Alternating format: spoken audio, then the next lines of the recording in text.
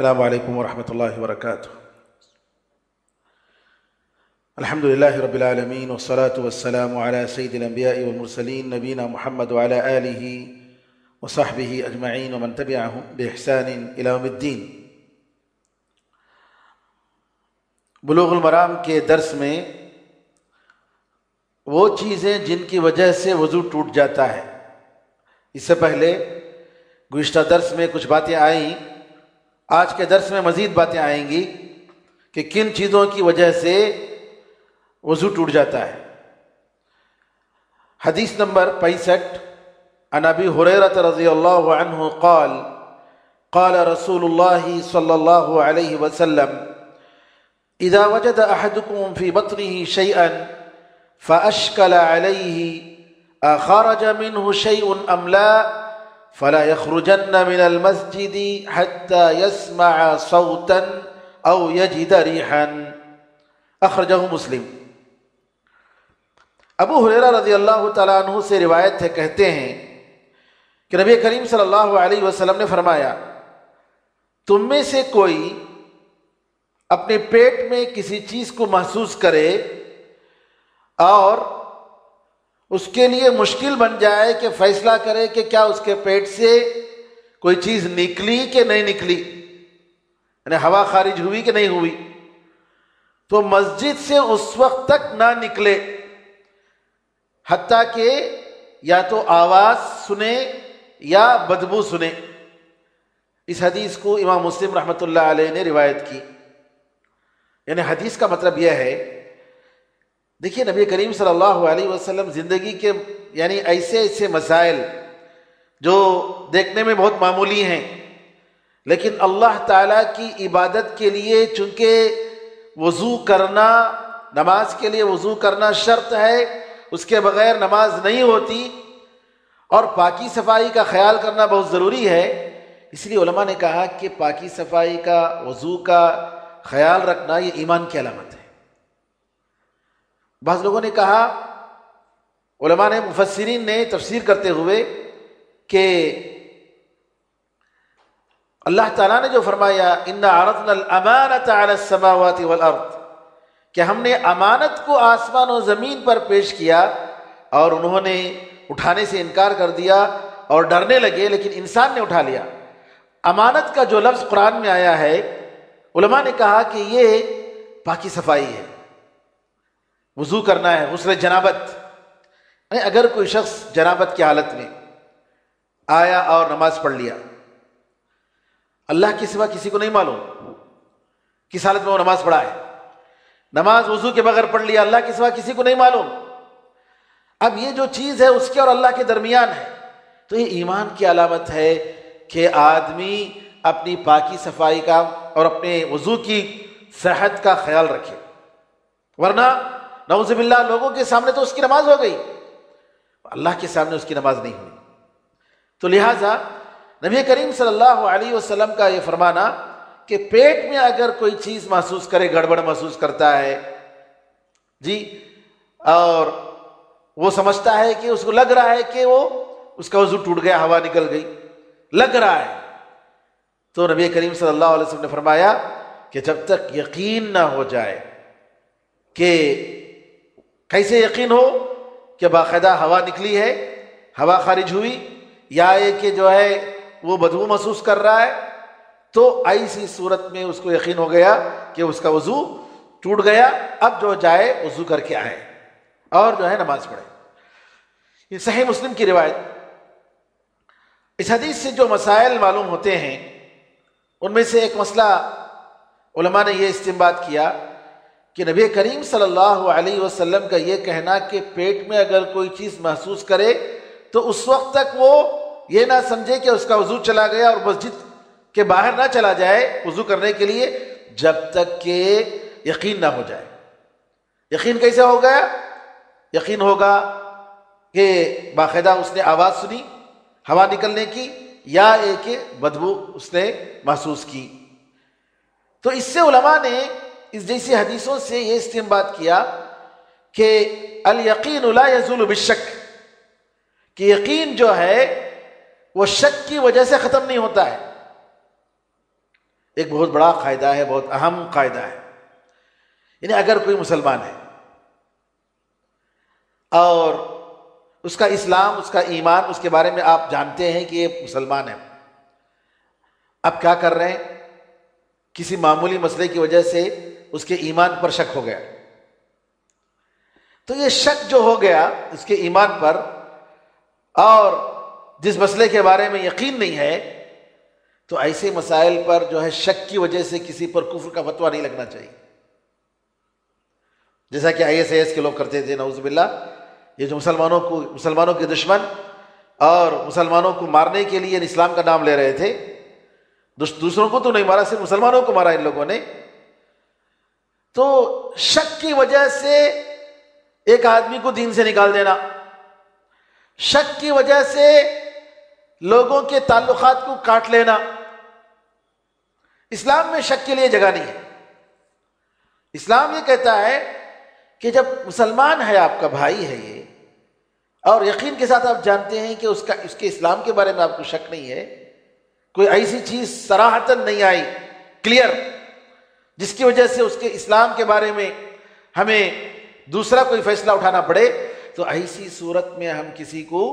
اسلام سے نکالنے کا ہم حق نہیں رکھتے. تو ایک عام قاعدہ ہے، اور اس کی وجہ سے بہت سارے مسائل ہم پہچان سکتے ہیں کہ شک. مثال کے طور پر ہمیں یقین تھا کہ ہم نے وضو کیا، عصر کی نماز میں ہم نے وضو کی، اب اس کے بعد شک ہو گیا کہ ہمارا وضو باقی ہے کہ باقی نہیں ہے، ڈاؤٹ ہو گیا. اسلام یہ کہتا ہے جب تک آپ کے وضو کے جانے پر یقین نہ ہو، استنجا کے ذریعے جی، یا ہوا خارج ہونے کے ذریعے، نیند کے ذریعے، اس وقت تک آپ کو جو ہے دوبارہ وضو کرنے کی ضرورت نہیں، کیونکہ وضو جو کیے اس پر یقین ہے. شک ہو رہا ہے، اسلام ہمیشہ شک کو جو ہے مٹاتا ہے، کہہ رہا ہے شک کی طرف توجہ مت دو. وسوسہ آتا ہے، اس کی وجہ سے کئی بیماریاں آتی ہیں انسان کے اندر. یقین پر ہمارا دین قائم ہے الحمدللہ، شک کے لیے کوئی گنجائش نہیں. اسی لیے اس سے پہلے میں نے بتایا کہ یقین یہ ایمان کی علامت ہے، اور شک یہ کفر کی علامت ہے، یہ کفر کی نشانیاں ہیں. قرآن کریم میں اللہ تعالیٰ نے کفار کے ساتھ جو ہے کہا کہ یہ لوگ فہم فی ریبہم یترددون، ان کے شک اور شبہ میں یہ لوگ آگے پیچھے ہوتے رہتے ہیں، ان کو ڈاؤٹ ہوتا ہے، منافقوں کی طرح یقین نہیں ہوتا ہے. بہرحال ایک اہم قاعدہ ہے فقہی مسائل میں کہ یقین جو ہے شک کی وجہ سے، یقین کا جو حکم ہے وہ ختم نہیں ہوتا ہے. اس یقین کو ہٹانے کے لیے دوسرا یقینی بات ہونی چاہیے، یقینی بات. اسی طریقے سے عورتوں مردوں کے بارے میں، یعنی کسی کی عزت پر کوئی حملہ کرتا ہے صرف شک کی وجہ سے، نہیں، اسلام میں اس کے لیے کوئی گنجائش نہیں. یقین صراحتاً گواہی ہے کہ اس نے نعوذ باللہ میں نے اس کو زنا کرتے ہوئے دیکھا، باقاعدہ زنا کرتے ہوئے، نہیں دونوں ایک بلینکٹ میں تھے، یہ سب اسلام میں اس کا حکم، ایک کمرے میں تھے، اس کا حکم نہیں ہے. اس کے لیے صراحتاً حکم چاہیے، تبھی اسلام جو ہے اس پر حد جاری کرتا ہے. کیونکہ ایسے مسائل جس میں ڈاؤٹ ہے، اس کی وجہ سے کسی کی عزت پر حملہ نہیں کر سکتے، کسی کی جان پر کوئی ہم حکم نہیں لگا سکتے. امام نووی رحمۃ اللہ علیہ نے فرمایا کہ یہ حدیث جو ہے اسلام کے جو اصول ہیں مسائل کے تعلق سے، ان میں سے ایک اہم اصول ہے، اور اس قاعدے پر بہت سارے مسائل علماء نے اس سے استنباط کیے. اسی طریقے سے آپ دیکھیں گے کہ یہ جو حکم ہے، عقل بھی اس کی تائید کرتی ہے. یعنی انسان کی عقل یہ کہتی ہے کہ شریعت میں یعنی یہ جو قانون بنایا گیا کہ یقین کا جو معاملہ ہے، کسی شک کی وجہ سے یقین کے معاملے پر ہم معاملے کو کینسل نہیں کر سکتے، عقل بھی اس کی گواہی دیتی ہے. اور اس حدیث سے یہ بھی معلوم ہوتا ہے کہ ہوا جو خارج ہوتا ہے انسان کے پیٹ سے، اور اس کے پیچھے کے حصے سے، تو اس کی وجہ سے جو ہے چاہے آواز ہو یا آواز نہ ہو اس کی سرین سے، تو اس کا وضو جو ہے چلا جاتا ہے۔ وضو اس کا، یہ وضو توڑنے والی چیزوں میں سے ایک چیز ہے کہ انسان کی ہوا اس کے سرین سے جو ہے خارج ہو۔ اسی طریقے سے حدیث میں یہ بھی آیا ہے کہ محض شک کی بنا پر آدمی کو اپنے وضو ختم کرنے کی ضرورت ہی، توڑنے کی ضرورت نہیں، اور نہ ہی مسجد سے اس کو نکلنے کی ضرورت نہیں۔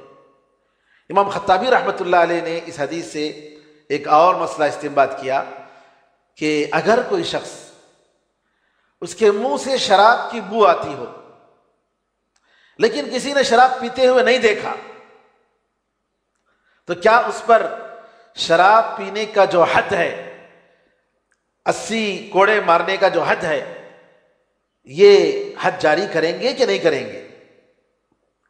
حد جاری کریں گے کہ نہیں کریں گے؟ تو اس سے بعض علماء کا یہ خیال ہے کہ بو سونگنے سے ہم اس پر حد جاری نہیں کر سکتے۔ ہاں کسی نے شراب کی حالت میں شراب پیتے ہوئے دیکھا ہو، اور اسی طریقے سے جو ہے شراب کھائے کرتے ہوئے دیکھا ہو، جیسا کہ عثمان رضی اللہ عنہ کے زمانے میں ایک آدمی کے بارے میں، ایک صاحب کے بارے میں اس طریقے سے بات ہوئی تھی، تب حکم الگ ہے، ورنہ جو ہے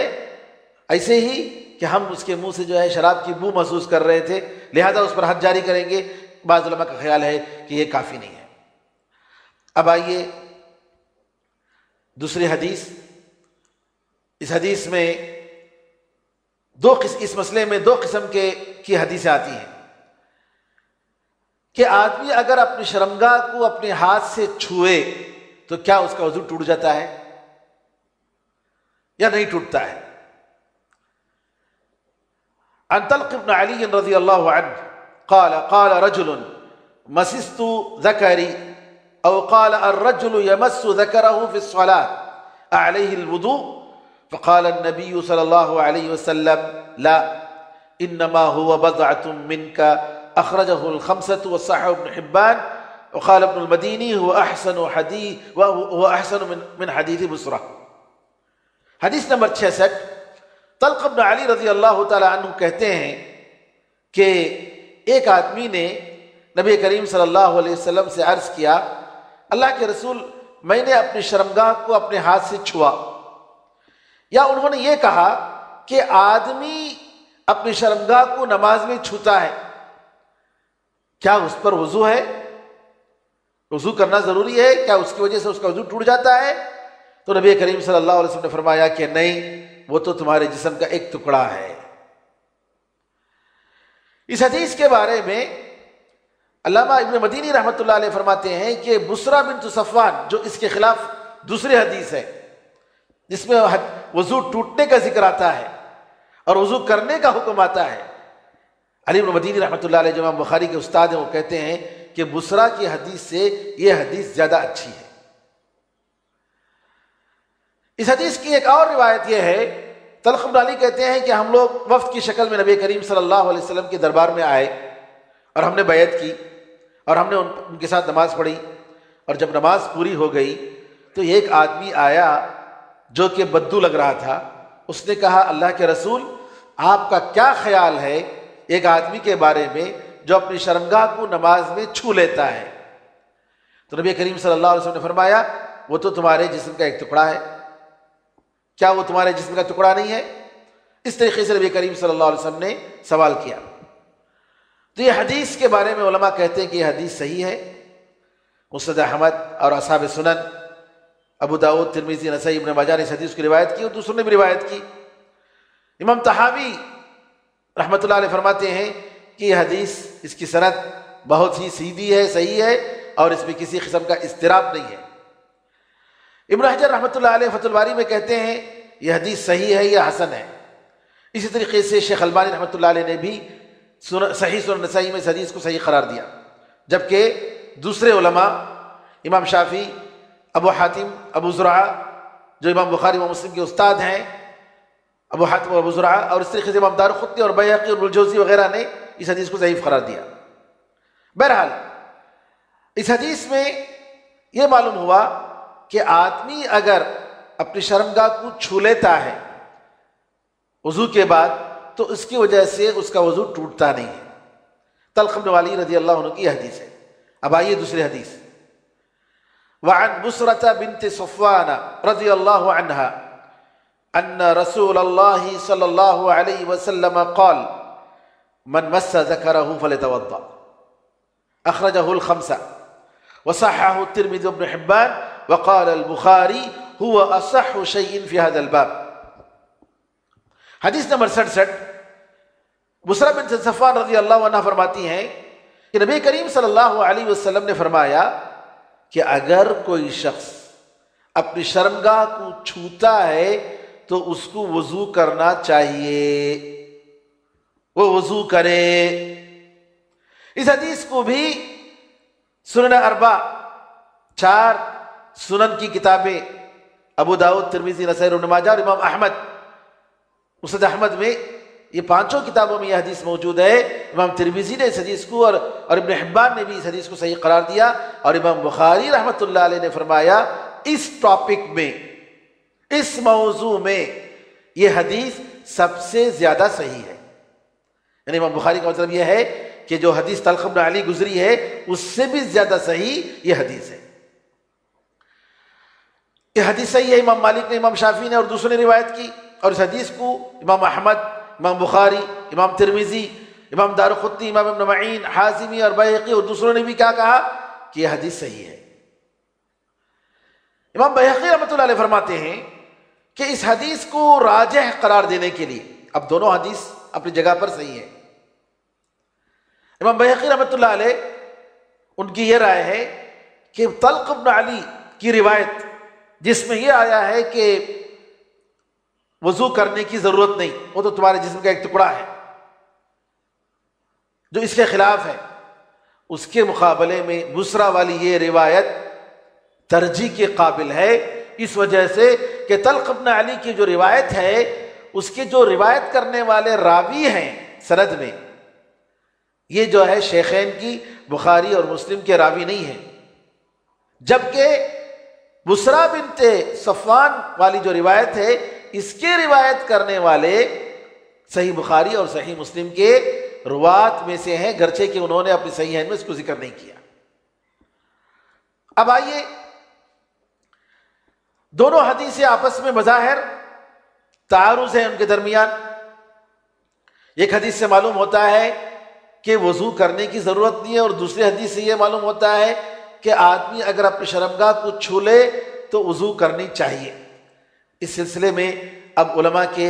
کیا آراء ہیں، کیا اقوال ہیں، یہ معلوم کرتے ہیں۔ اب دیکھیے، علماء کا یہ کام ہوتا ہے کسی بھی مسئلے میں وہ کیا کرتے ہیں، ساری دلیلوں کو جمع کرتے ہیں، اس ٹاپک میں کیا کیا حدیث آئی ہیں، اور اس کے بعد دونوں کو جمع کرنے کی کوشش کرتے ہیں۔ پہلے دونوں حدیثوں کو پہلے جمع کرنے کی کوشش کرتے ہیں، کیونکہ اگر جمع کرنے کی صورت پیدا ہو گئی اس طریقے سے کہ دونوں حدیثوں پر عمل ہو سکتا ہے، تو ایسی صورت میں علماء جو ہے جمع کرنے کی صورت ہی کو لیتے ہیں، الا یہ کہ کسی کے بارے میں ناسخ اور منسوخ کے بارے میں صاف حکم آیا ہو نبی کریم صلی اللہ علیہ وسلم کی طرف سے کہ یہ حدیث، یہ حکم پہلے تھا، بعد میں یہ حکم آیا، صراحتاً اس کا ذکر ہو، ناسخ اور منسوخ، کینسلیشن آف رولنگ، کہ مسئلہ یہ پہلے تھا، بعد میں یہ مسئلہ ہو گیا، تب وہ بات۔ لیکن اگر ناسخ اور منسوخ کی کوئی صورت نہیں ہے کہ یہ پہلے حکم تھا، یہ بعد میں حکم، نبی کریم صلی اللہ علیہ وسلم نے فرمایا پہلے والے حکم کو کینسل کر دیا، یا راجح، یہ مسئلہ، یہ قول راجح ہے، دوسرے کو مرجوح کر دیں گے، تو علماء کا یہ عمل رہا ہے کہ ہمیشہ دیکھتے ہیں کہ نبی کریم صلی اللہ علیہ وسلم کی کوئی حدیث چھٹنی نہیں چاہیے۔ جب دونوں حدیثوں پر عمل ہو سکتا ہے تو دونوں حدیثوں پر عمل کرنے کی کوشش کریں گے۔ ہم انشاءاللہ دیکھیں گے کہ کس طریقے سے علماء نے دونوں کے درمیان جمع کرنے کی کوشش کی۔ بہرحال اس مسئلے میں 4 قسم کے اقوال ہیں، علماء کی رائے ہے۔ ایک تو یہ ہے کہ اگر کوئی شخص اپنی شرمگاہ کو چھوتا ہے تو اس کا وضو چلا گیا، اس کا وضو ٹوٹ گیا، اس کا وضو ٹوٹ گیا۔ اور اس قول کے جو قائلین ہیں وہ شافعی، حنبلی اور مالکی مسلک کے علماء ہیں، اور صحابہ میں عمر رضی اللہ عنہ، عبداللہ بن عمر، ابو ہریرہ، براء بن عازب، زید بن خالد، جابر بن عبداللہ، سعد بن ابی وقاص، اور تابعین میں سعید بن مسیب، عطاء بن ابی رباح اور بہت سارے، اور اصحاب حدیث کا جو پہلے زمانے سے ان کا جو مسلک رہا ہے وہ بھی جو ہے یہی ہے کہ اکثر علماء حدیث محدثین نے یہ کہا ہے کہ اگر آدمی اپنی شرمگاہ کو چھوتا ہے تو اس کا وضو ٹوٹ جاتا ہے۔ ان کی کیا دلیلیں ہیں؟ ان کی دلیلیں جیسا کہ میں نے بتایا، بسرا بنت صفوان والی روایت جو کہ صحیح حدیث ہے، یہ جو ہے ان کی دلیل ہے۔ اس کے علاوہ عبداللہ بن عمرو بن العاص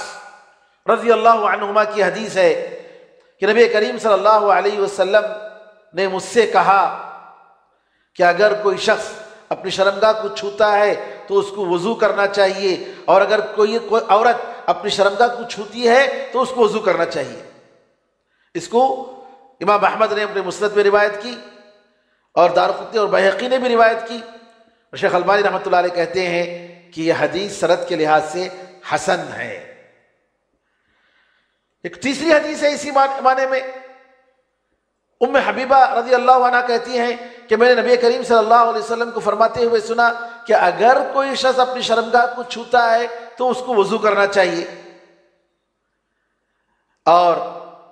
شیخ البانی رحمۃ اللہ علیہ نے اس حدیث کو بھی صحیح قرار دیا ہے کیونکہ اس کے لیے شواہد موجود ہیں۔ یہ تین روایتوں کو رکھ کر ان علماء کا یہ خیال ہے کہ وضو جو ہے ٹوٹ جاتا ہے اور حال حالت میں وضو کرنا چاہیے۔ دوسرا قول یہ ہے کہ آدمی اگر اپنی شرمگاہ کو چھوتا ہے تو اس کی وجہ سے اس کا وضو ٹوٹتا نہیں ہے، اس کا وضو ٹوٹتا نہیں ہے۔ اور یہ جو ہے جیسے انسان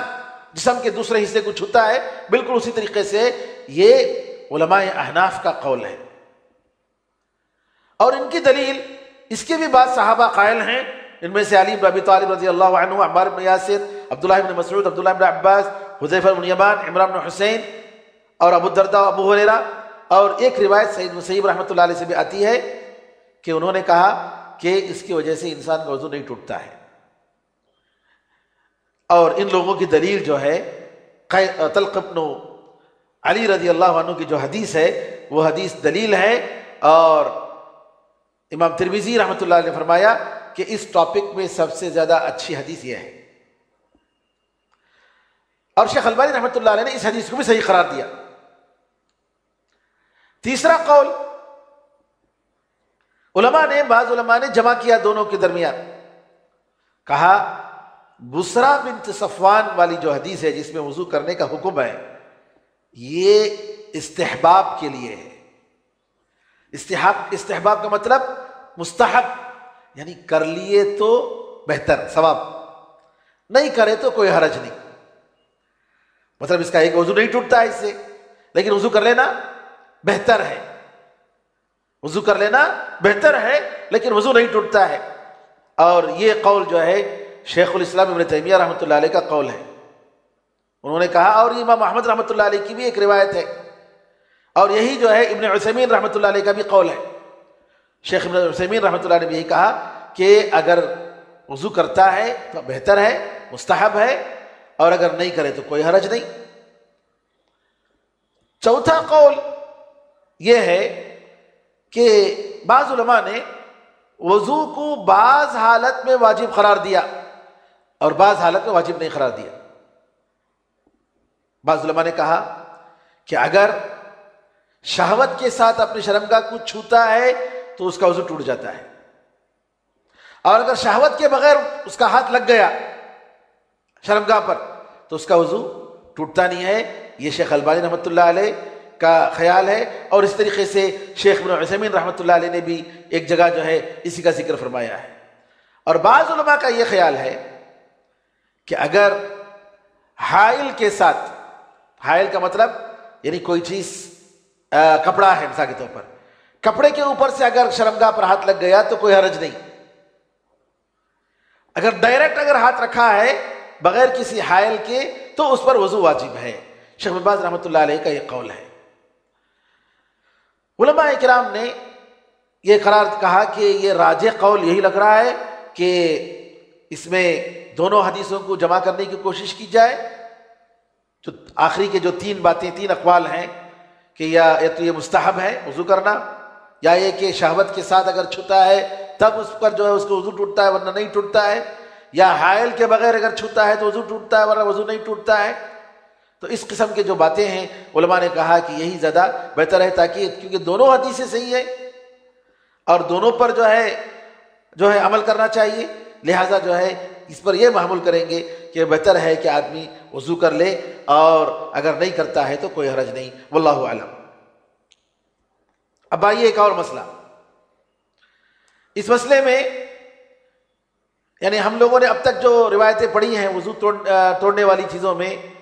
شرمگاہ سے نکلنے والی چیزیں، نیند، جی اب اسی طریقے سے جو ہے ہوا خارج ہونے کے بارے میں ہم نے پڑھا. اور یہاں جو اب یہ ہے حکم کہ قے اگر کر دیتا ہے یا نکسیر اگر پھوٹتا ہے، ناک میں سے خون نکلتا ہے یا مزی نکلتا ہے، مزی کے بارے میں بھی حکم آ چکا ہے کہ اس میں وضو ہے. لیکن اس حدیث میں اس کا ذکر آیا ہے کہ عائشہ رضی اللہ تعالیٰ عنہ کی روایت ہے، حدیث نمبر 68، ان رسول اللہ صلی اللہ علیہ وسلم قال من اصابه قیء او رعاف او قلس او مذی فلینصرف فليتوضأ ثم ليبني على صلاته وهو في ذلك لا يتكلم. اخرجه ابن ماجہ وضعفه احمد وغیرہ. عائشہ رضی اللہ عنہ ام المؤمنین فرماتی ہیں کہ نبی کریم صلی اللہ علیہ وسلم نے فرمایا اگر کسی کو قے آ گیا وضو کے بعد یا نماز کی حالت میں مثال کے طور پر، یا نکسیر پھوٹ گیا مطلب ناک سے جو ہے خون بہنے لگا، او قلس، قلس کا مطلب یعنی منہ بھر کر الٹی ہونا یا اس سے کم، قے نکلنا، اس کو خلس کہتے ہیں عربی زبان میں، یا مزی نکل گیا تو اس کو واپس جانا چاہیے اپنی نماز سے، وضو کرنا چاہیے، پھر آ کر اپنی نماز کو کنٹینیو کرے، جاری رکھے، اور ایسی حالت میں کسی سے بات نہ کرے. یعنی اگر وہ جاتا ہے اور جا کر جو ہے وضو کر کے دوبارہ آتا ہے، مثال کے طور پر 2 رکعت اگر اس نے نماز پڑھی، 2 رکعت کے بعد تیسری رکعت میں یہ بات آ گئی تو کیا کرے وہ کہ وہ جو ہے وضو کر کے آئے بات کیے بغیر اپنی نماز کو تیسری رکعت کو جاری کرے. تیسری رکعت ابن ماجہ نے اس حدیث کی روایت کی، لیکن امام احمد رحمۃ اللہ علیہ نے اس حدیث کو ضعیف قرار دیا. علماء نے محدثین کی نظر میں یہ حدیث ضعیف ہے. امام حافظ ابن حجر رحمۃ اللہ علیہ کہتے ہیں کہ اس حدیث کو بہت سارے علماء نے ضعیف قرار دیا ہے کیونکہ اس میں ایک راوی ہے، اس کا نام ہے اسماعیل بن عیاش، اور یہ راوی جو ہے سیریا کا ہے، شام کا ہے. جب وہ حجاز کے لوگوں سے روایت کرتا ہے تو اس کی روایت ضعیف ہو جاتی ہے، وہ غلطی کر لیتا ہے. اپنی بستی والوں سے روایت کرتا ہے تو اس کی روایت صحیح ہے، لیکن جب حجاز کے لوگوں سے روایت کرتا ہے، حجاز کا مطلب مکہ، مدینہ، طائف، جدہ، یہاں کے لوگوں سے اگر روایت کرتا ہے تو وہ غلطی کر جاتا ہے. اور یہ جو روایت ہے اسماعیل بن عیاش ابن جریج سے اس نے روایت کی جو کہ مکے کے رہنے والے تھے. تو اس حدیث کو اس نے غلطی سے کیا کر دیا، نبی کریم صلی اللہ علیہ وسلم کے ساتھ ملا دیا، حالانکہ یہ جو ہے مرسل روایت ہے. بیچ میں ایک صحابی جو عائشہ رضی اللہ تعالیٰ عنہ ان کا ذکر نہیں ہے. ابن جریج اپنے باپ سے روایت کرتے ہیں جو کہ مرسل ہیں، جو صحابی نہیں ہے. اس طریقے سے علماء نے کہا کہ یہ حدیث جو ہے ضعیف حدیث ہے. اسی طریقے سے محمد بن یحییٰ الذہلی، دارقطنی، ابو حاتم، ابن معین، ابن عدی، یہ سارے محدثین علماء کرام نے کیا کہا کہ یہ حدیث صحیح نہیں ہے، ضعیف حدیث ہے. اس حدیث سے کے ظاہر سے یہ معلوم ہوتا ہے کہ الٹی کرنے سے یا ناک سے خون نکلنے سے یا جی منہ بھر کر اگر قے اگر اس کا نکل گیا، اس سے کم بھی اگر نکل گیا تو اس کا وضو ٹوٹ جاتا ہے. یہ بات معلوم ہوئی. اور جیسا کہ میں نے کہا کہ لیکن یہ حدیث ضعیف حدیث ہے، اس کی وجہ سے اس حدیث کو علماء نے اکثر علماء کے نزدیک جو ہے اس حدیث پر عمل نہیں ہوگا. لیکن علماء احناف کے پاس اور امام شافعی کا ایک قول اور اس طریقے سے امام مالک رحمۃ اللہ علیہ کے پاس اس حدیث پر عمل ہے کہ انہوں نے کہا کہ نکسیر پھوٹنے سے ناک سے خون جو نکلتا ہے یا اسی طریقے سے اگر قے ہو جاتا ہے تو وضو جو ہے اس کا ٹوٹ جاتا ہے. لیکن اکثر علماء کے نزدیک، جس میں امام مالک اور امام شافعی کا جو قول ہے اور اکثر صحابہ اور تابعین کا جو قول ہے یہ کہ قے کی وجہ سے وضو ٹوٹتا نہیں ہے. امام ابن تیمیہ رحمۃ اللہ علیہ فرماتے ہیں کہ خون کا نکلنا جسم سے، انسان کے جسم سے یا ناک سے شرمگاہ کے بغیر جی یا قے کا نکل جانا، یہ ان چیزوں میں سے نہیں ہے جس کی وجہ سے وضو ٹوٹتا ہے جی، کیونکہ اس کے لیے کوئی صحیح حدیث نہیں آئی ہے. اور اس کے علاوہ علماء نے کہا، جن لوگوں نے کہا کہ قے کی وجہ سے وضو نہیں ٹوٹتا ہے، کہ عمر رضی اللہ تعالیٰ عنہ نماز پڑھ رہے تھے، انہوں نے نماز پڑھی جب ان کو قتل کیا گیا، جبکہ خون جو ہے ان کے بدن سے نکل رہا تھا، اس کی حالت میں انہوں نے نماز پڑھی. عبداللہ ابن عمر رضی اللہ تعالیٰ عنہ ان کے آنکھ سے خون نکل رہا تھا اور اسی حالت میں آپ نے نماز پڑھی اور انہوں نے وضو نہیں کی. اور حسن بصری رحمۃ اللہ علیہ فرماتے ہیں کہ مسلمان زخم کی حالت میں برابر نماز پڑھتے تھے، اس کی وجہ سے وہ ان کی نماز کو چھوڑتے نہیں تھے. جیسا کہ میں نے کہا امام ابو حنیفہ رحمۃ اللہ علیہ اور امام احمد رحمۃ اللہ علیہ ان دونوں کا یہ خیال ہے کہ اس کی وجہ سے وضو ٹوٹ جاتا ہے. لیکن علماء کرام نے اس سلسلے میں جو حدیثیں آئی ہیں اس حدیث کو جو ہے ضعیف قرار دیا. شیخ ابن عثیمین رحمۃ اللہ علیہ نے ان کا بھی یہ خیال ہے کہ شرمگاہ کے دو جگہ ہیں جی، ان دو جگہوں کے علاوہ کسی اور جگہ سے کوئی چیز نکلتی ہے تو اس کی وجہ سے وضو ٹوٹنے کا حکم نہیں ہے. اور اگر کوئی کہتا ہے تو باقاعدہ اس کے لیے دلیل پیش کرے، کیونکہ آدمی جب وضو کیا ہے تو پاک ہے، لیکن اس کے علاوہ اگر کوئی دلیل اگر کوئی پیش کر سکتا ہے، صاف دلیل کہ نبی کریم صلی اللہ علیہ وسلم سے بالکل ثابت کہ آپ نے قے کے بارے میں ایسا کہا ہو یا نکسیر پھوٹنے سے آپ نے کہا ہو، تب ہم جو ہے لے سکتے ہیں. لہذا علماء نے کہا کہ بدن کے دوسرے حصے سے اگر خون اگر نکلتا ہے تو اس کا وضو ٹوٹتا نہیں ہے، اور اسی کو جو ہے ابن عثیمین رحمۃ اللہ علیہ نے راجح قرار دیا ہے. اب آئیے آخری حدیث نمبر 69. جابر بن سمرة رضی اللہ عنہ ان رجلا سأل النبي صلی اللہ علیہ وسلم أتوضأ من لحوم الغنم أو أتوضأ من لحوم الغنم قال إن شئت قال أتوضأ من لحوم الإبل قال نعم أخرجه مسلم. وضو ٹوٹنے کے مسائل میں سے آخری مسئلہ کہ کیا اونٹ کا گوشت کھانے سے وضو ٹوٹتا ہے. جابر بن سمرہ رضی اللہ تعالیٰ فرماتے ہیں کہ ایک آدمی نے نبی کریم صلی اللہ علیہ وسلم سے سوال کیا کہ کیا میں بکری کا گوشت کھاؤں تو میں وضو کروں؟ نبی کریم صلی اللہ علیہ وسلم نے فرمایا چاہو تو کرو، چاہو تو کرو، مطلب ضروری نہیں ہے. پھر اس نے سوال کیا کہ کیا میں اونٹ کا گوشت کھاؤں تو وضو کروں؟ نبی کریم صلی اللہ علیہ وسلم نے کہا کہ ہاں وضو کرو. صحیح مسلم کی یہ روایت ہے. اب آئیے اس حدیث سے جو مسائل معلوم ہوتے ہیں کہ بکری کا گوشت کھانے سے وضو انسان کا ٹوٹتا نہیں ہے، اور بکری کا گوشت کھانے کے بعد وہ وضو کے بغیر نماز پڑھ سکتا ہے، جیسا کہ نبی کریم صلی اللہ علیہ وسلم سے ایک حدیث میں آیا ہے کہ آپ نے بکری کا جو ہاتھ کا جو گوشت تھا وہ پسند تھا، تو اب وہ جو ہے بھن رہے تھے، آپ نے کھایا، پھر اس کے بعد آپ نماز کے لیے چلے گئے وضو کے بغیر۔ اس حدیث سے یہ بات معلوم ہوئی کہ اونٹ کا گوشت کھانے سے وضو ٹوٹتا ہے، اور یہ امام احمد رحمۃ اللہ علیہ کا قول ہے، حنبلی مسلک کا یہ قول ہے کہ اونٹ کا گوشت اگر کھاتے ہیں تو وضو ٹوٹتا ہے۔ بعض علماء نے کہا کہ اس سے مراد گوشت ہے، دودھ وغیرہ نہیں ہے۔ اگر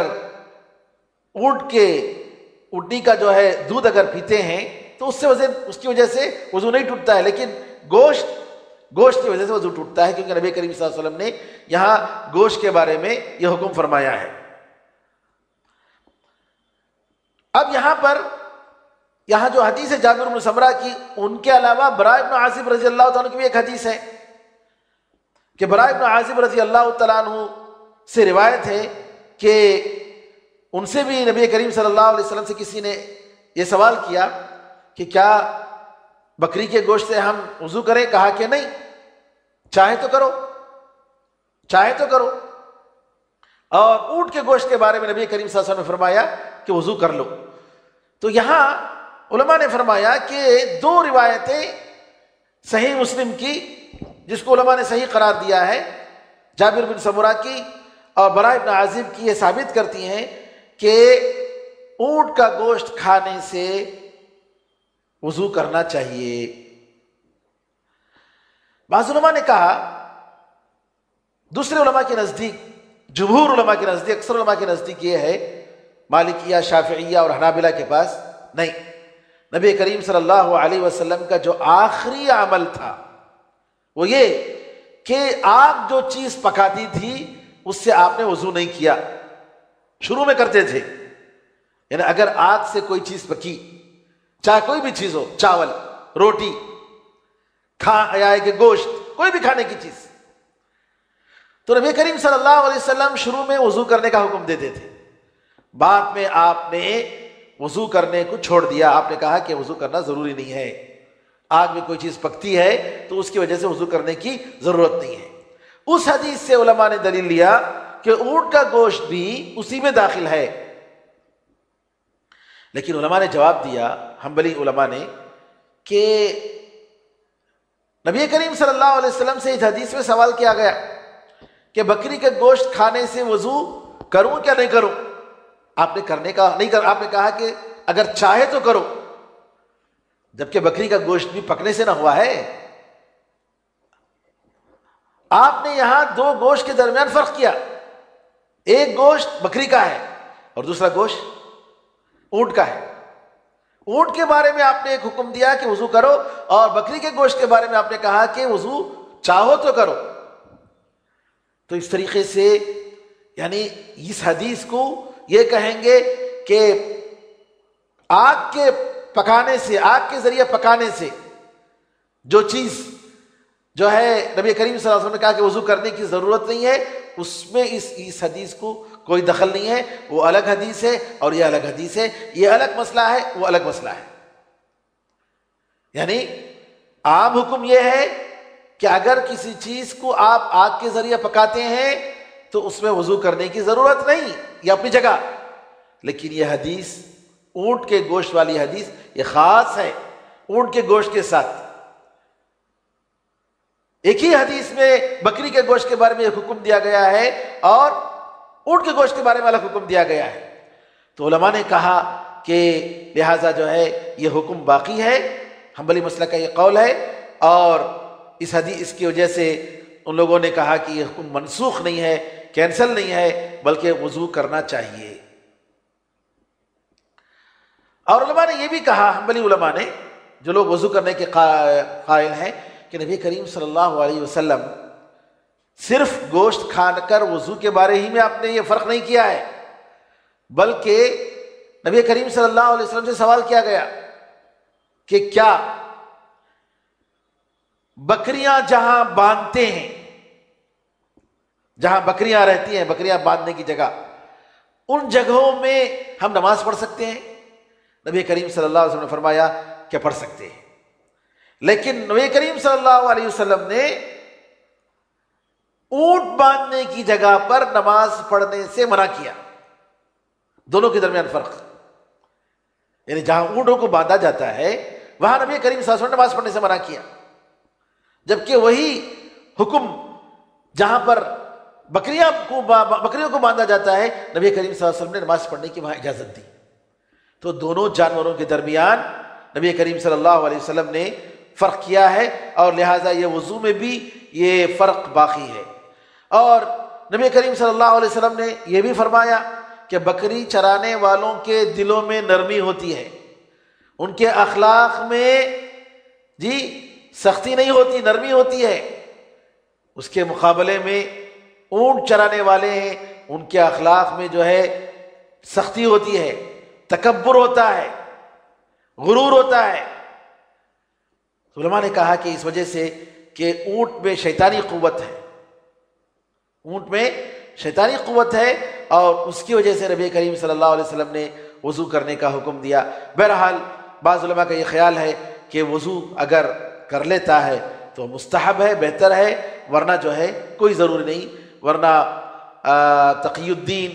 ابن تیمیہ رحمۃ اللہ علیہ، ابن قیم رحمۃ اللہ علیہ، امام نووی رحمۃ اللہ علیہ، امام شوکانی، اس طریقے سے شیخ بن باز، شیخ ابن عثیمین اور شیخ البانی رحمۃ اللہ علیہ مجمعین، ان سب کا یہ خیال ہے کیونکہ حدیث صحیح ہے. وضو اگر کوئی شخص اگر اونٹ کا گوشت کھاتا ہے تو اس کا وضو ٹوٹ جاتا ہے، اور انہوں نے یہی کہا کہ یہی بہتر ہے کہ وضو انسان کر لے، بلکہ انہوں نے واجب قرار دیا کہ وضو کر لینا واجب ہے. واللہ اعلم وصلی اللہ وسلم علی نبینا محمد وعلی آلہ وصحبہ وسلم. السلام علیکم ورحمۃ اللہ وبرکاتہ.